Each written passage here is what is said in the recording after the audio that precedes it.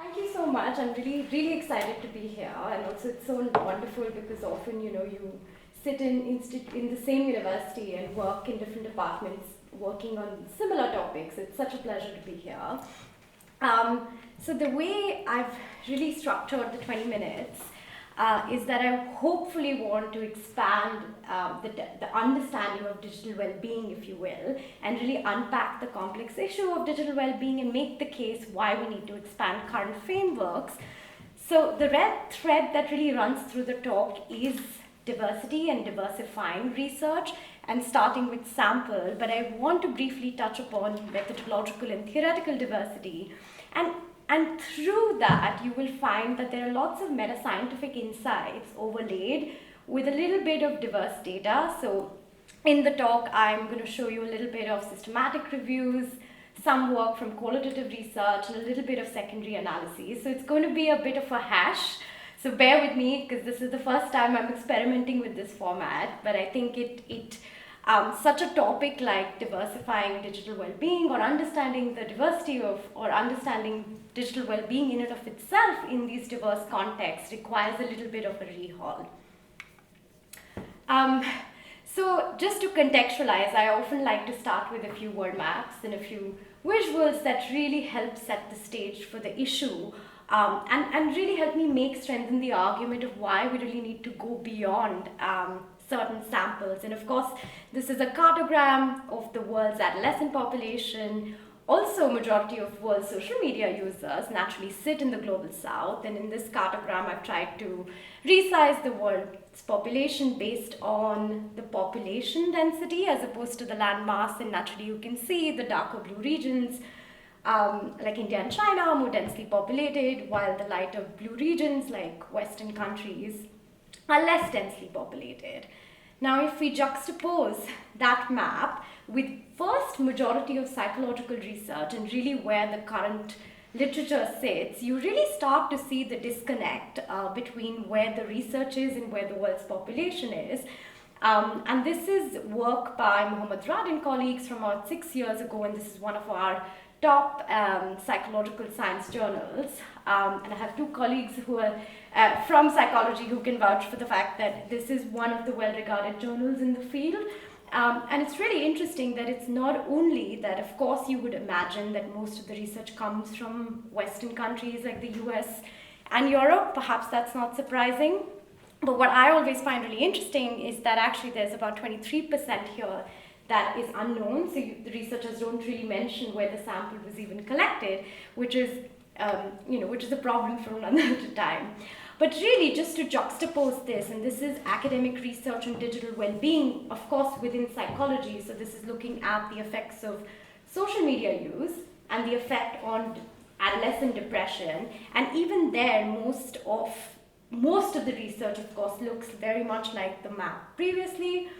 And I guess I want to use these maps as an anchor to start to sort of really touch upon how the impact of digital technologies has been largely dominated by the Western rhetoric and the Western scholarship narrative.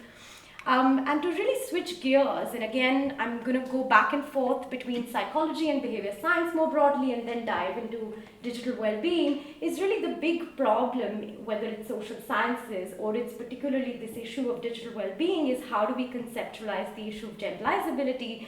And naturally, if there are only certain pockets of the populations that are represented, a small subset, then this leads to the issue of generalizability, because the degree to which behavior science, or digital well-being tries to capture these populations is really, really small and skewed. And this has really important implications epistemologically, ontologically, on how we are understanding and unpacking the effects of technology. So just as an example, before we actually dive into a bit of the data, so when we essentially conceptualize, or the way the current evidence sits in the global north concerning the impact of social media on well-being, on young people's well-being, presents a really grim perspective. So it's things like, giving a smartphone to your child is linked to giving them a gram of cocaine, or smartphones have destroyed a generation. It's led to everything from mental health disorders to substance abuse issues to a range of mental health disorders and adolescent depression, and on and on and on. And of course, such links in the literature remain very complex, highly debated. Most of it is correlational research, it's exploratory, it's based on unrepresentative samples. So really the evidence base that exists is also really weak, and of course work has shown that that's not the case, and we need more high quality evidence and more causal evidence to establish any links. But then if we switch gears to looking at the nuanced effects of technology in the global south, or in parts of developing countries, suddenly the conversation of research really switches gear, and it tries to look into the more positive aspects of it. So what are the effects of technology on whether it's adolescent or gender equality, on child mortality, and there are lots of economic and development indicators that research has looked at broadly from economics and political science and other subfields, not so much from psychology. But I think it's really this dichotomy between, on one hand, this very skewed Western rhetoric overlaid with this sort of, technology can possibly help women become more gender equal, it can get people out of poverty. I guess the question is, in what context do technologies help and hinder? And I think to get at that nuanced effects, we really need to start looking at the science of well-being, and particularly digital well-being, really differently. And this is actually research map from one of the centers in Oxford that really shows the digital gender gap. And it's again thinking a little bit about these very sensationalized media rhetorics, is whether giving a smartphone to a rural girl in Uganda is the same as will contribute to addiction and increase. So really leaves us with a lot of open questions. And the positive effects of such technologies on mental health, whether it's pure connection or social support or positive identity development, has been shown. Some qualitative research has shown that, at least in the global north, whether it's on Black teenagers in the US or it's on LGBT communities in the UK. So we can almost imagine that there might be something here which might need a little bit of unpacking. So now to switch gears and really walk you through a little bit of data to anchor and touch on each of these sort of pieces, if you will, which is to diversify the science of digital well-being. Of course, we need more diverse samples, but that's really the starting place. We also really need to rethink and redefine digital well-being for global populations, which is what I'm going to cover the last half of the presentation on. But we also very importantly need to rethink the way we measure social media in and of itself, and then how do we think about diverse data. And this is particularly because when it comes to a topic like well-being, global south regions have very culturally and linguistically specific factors that can impact well-being. And I think understanding how life satisfaction or depression is even understood we're so far away from even capturing that that I think much of the work that I will focus on in the first half, which is going to touch upon sample diversity, is really going to focus on showing you the lack of sample diversity, if you will, as a starting place. So just to very quickly zoom out, naturally to draw research from, as we often draw a slice of the human population to draw a meaningful sample. Now, of course, if that sample is Western educated, that might sort of restrict and give us a skewed understanding. And maybe this is a little bit washed out, but essentially, if we start to rethink sample diversity, you mentioned a little bit of weird. I'm not going to go into why weird, non-weird as a dichotomy is problematic, but we really need to step away from the macro weird versus non-weird to really pick up on between and within region diversity and really pick up on those isolated differences and then understand how different populations are affected. So this is a systematic review that me and my colleagues did to look at that intersection, and of course not a surprise that we find a lack of between country diversity. So most research did represent the Western context. But we know that the lack of sort of diversity, if you will, is not just a problem in Western countries, is not just a problem that we're missing low middle income countries or global south countries, but even in Western pockets, we are missing socioeconomically diverse or ethnically diverse populations. And we wanted to look at that. We wanted to look at the way samples were both recruited, so whether it was representative, convenient, disadvantaged, and again, you start to see it's predominantly convenient and very little disadvantaged communities from both global north and south. But then going beyond that and really looking at gender and age, which is of course what we expect. Most studies often report gender and age, but very little information is even reported or documented on ethnicity, income, and education. And then finally, we conducted a meta-analysis and really tried to look at the differences that exist in association between depression and social media use. And we found very interesting things. So out of, I believe, 48 effect sizes or so, we start to see a positive but significant correlation in the global north, but a null and a non-significant correlation in the global south. And essentially what that tells us is that we faced a lot of challenges in reaching any powered conclusions, statistically powered conclusions, to signal the effect either way, because there's just such lack of diversity, such lack of data. So just to conclude on this systematic review before I switch gears, it really helps to provide a sort of like a baseline of the current evidence base on digital well-being and how it skews. And of course, the lack of sample diversity is really the big missing piece. And then, of course, that leads to all sorts of challenges where even if you try to do a meta-analysis, you don't really lead to any powered conclusions. But I think sample is just the tip of the iceberg. And as we start to sort of really advance and diversify digital well-being, I think the really critical piece is the methodological. And I think this is something that we are really wrestling with. And again, I would love to hear your thoughts or the questions later.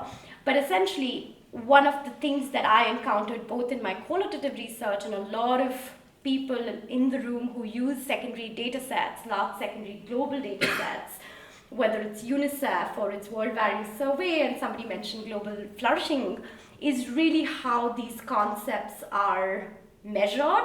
So what is digital access? And the way we understand digital access in the West is perhaps whether someone has an internet connection, but perhaps in the global South, adolescents' marital status might predict or might lead to understanding whether they have access or not. And then before we even start to measure mental health and different conceptions of depression and life satisfaction and on, I think the whole piece around mental health literacy, which is completely missing in the context. So just as an example, the word depression is often understood as, or often in a lot of parts of rural India, women or rural women often tend to use the word tension, but that's come as akin or as close to the word depression.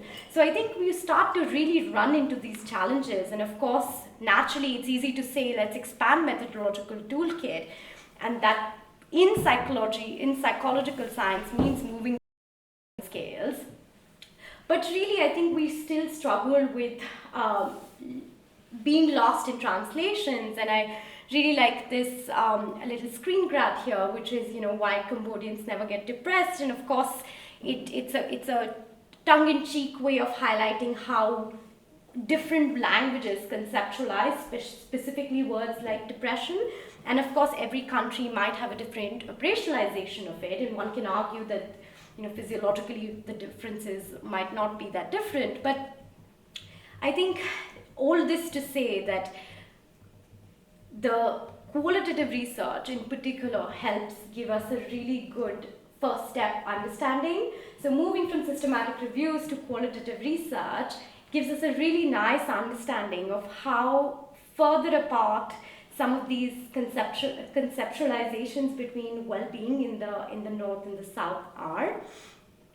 And now moving a little bit to the theoretical side of it and the theoretical dimension of diversity, which when we think about something like the Global South, which is quite massive, because obviously we try to understand Global South, but Global South is actually includes Africa, Asia, South America, and the Middle East. And if you really start from the left, which is Africa, which is the least digitally connected in the world, to almost the right, which is the most diverse in terms of digital connectivity, there's a lot of variance in research that exists between adolescent well-being and in these parts of the world, where everything from mental health stigma that I touched upon, but also research looking into the ethical implications of social media, whether it's privacy issues or gender norms, or in places like Afghanistan, where digital technology can almost provide a safe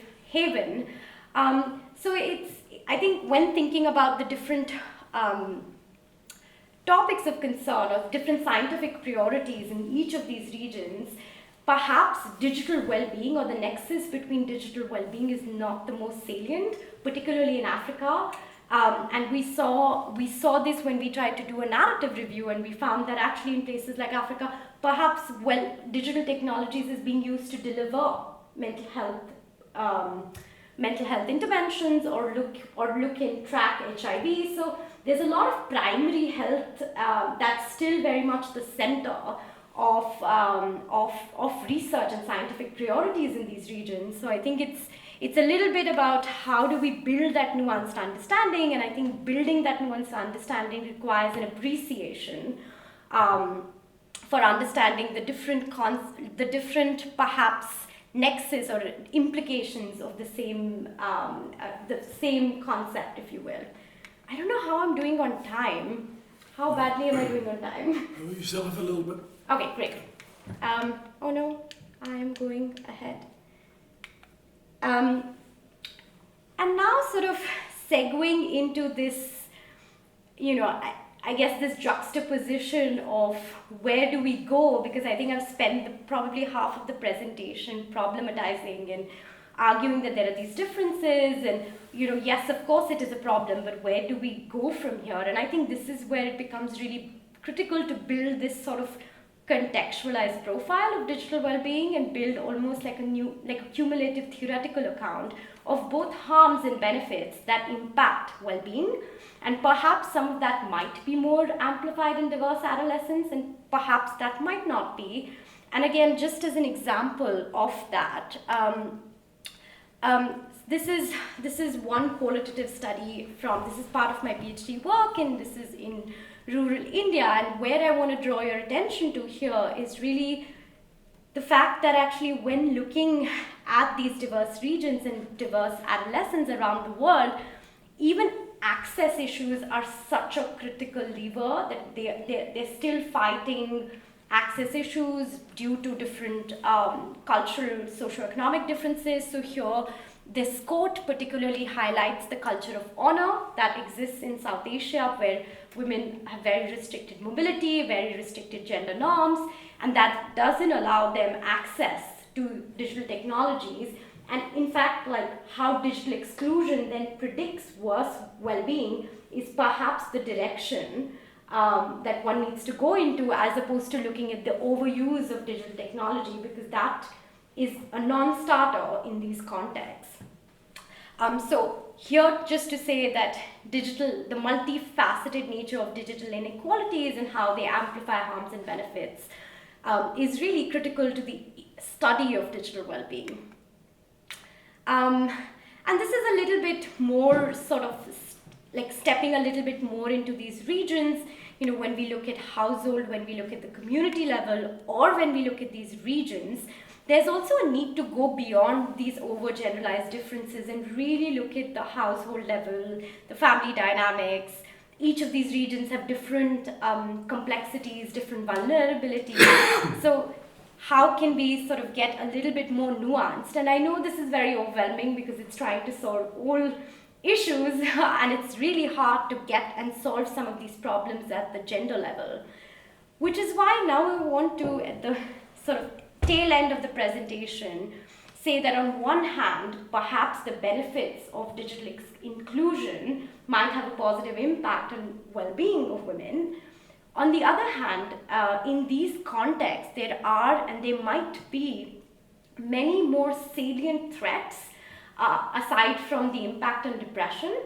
And by expanding the definition of digital well-being, also needs to include the mitigation of severe harms. So it's not just the flourishing, but it's also how do we start to build in that appreciation for making sure that whether higher income countries that really focus on looking at the effects of social media on screen time, on depression, appearance-based comparisons, how do these risks map on to parts of the global south? So for example,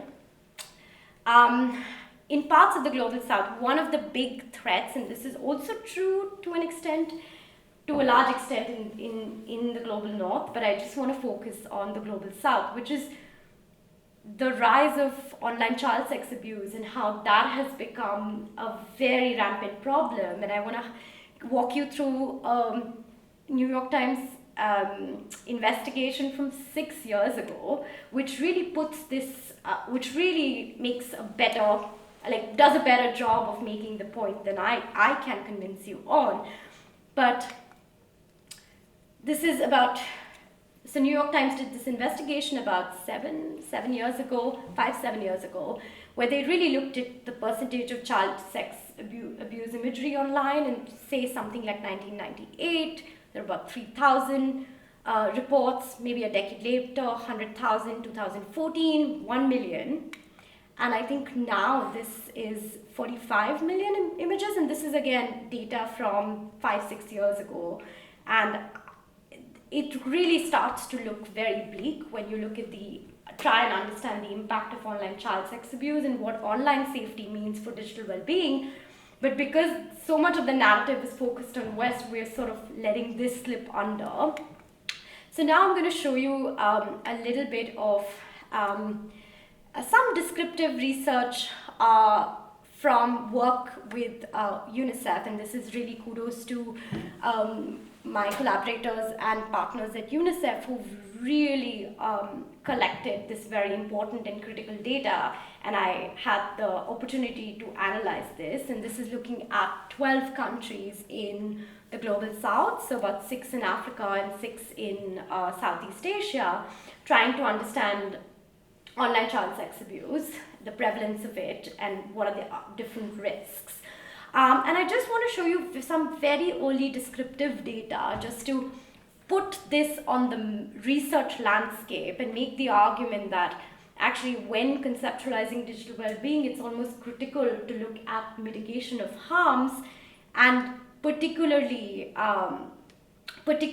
where the kids are being abused and what kind of platforms, and really trying to understand the different individual risk resilience factors, and trying to then build that into an understanding of how far we can go with the scholarship in this space, which is very much missing.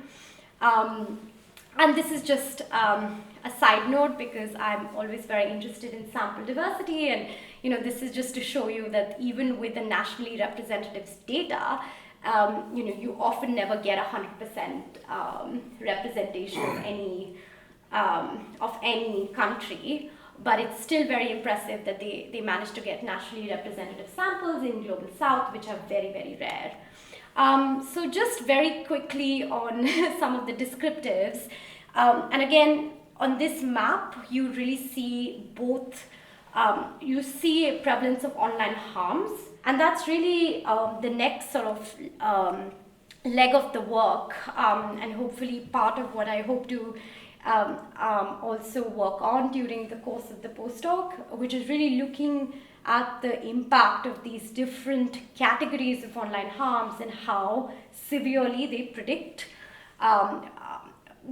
negative and adverse well-being outcomes. So, naturally the last category, which constitutes as the most harmful in terms of it being perpetrated, how that predicts then self-harm and suicidal thoughts. I think I'm hopefully over time, but just to very quickly close, I think just to bring all of the pieces, because I've shown you a lot, and really dabbled in trying to show you a little bit of both the meta-scientific side of research, but also more applied, including qualitative and secondary, and how we really need both diversity of methods. But really starting with building this culturally informed approach may need us turning digital well-being and flipping it, and really starting with saying how can we better expand it and go beyond just looking at the negative impact on young people's depression, but really starting with diversifying research questions, designing culturally appropriate methods, interventions, localizing evidence building, data gathering, and I'm going to skip this. And how can we rethink collaborations?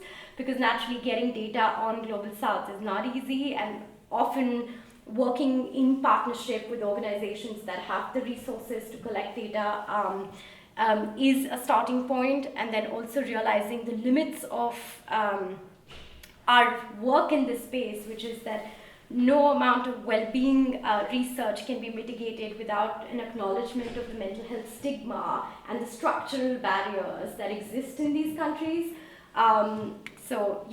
And just to end on a slightly positive note, which is that interestingly some partners, so this is where sometimes partners are a few steps ahead of us. So like UNICEF has designed this new culturally adapted tool to measure mental health in young people, and really starting with cultural adaptation from the start. So it's not just taking these measures and going to these countries, it's really starting with a proper clinical tool that is adapted, diagnosed, and it's a really long and patient process, and often just to highlight that there are new innovative ways researchers are trying to conceptualize.